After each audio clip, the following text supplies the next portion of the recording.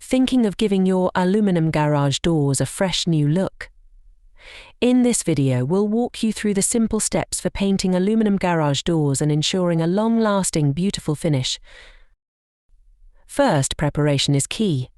Start by thoroughly cleaning the surface to remove dirt and grime. Next, lightly sand the garage door to create a smooth surface and improve paint adhesion. Once the surface is ready, apply a high-quality primer designed for aluminum surfaces. Now, it's time to choose your paint.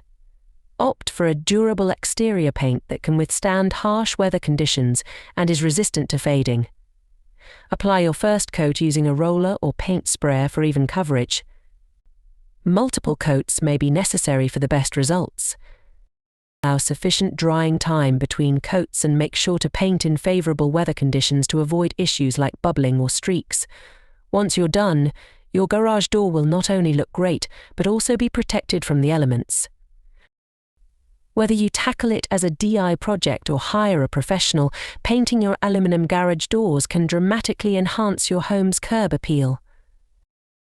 For more information, don't forget to like and subscribe to this channel.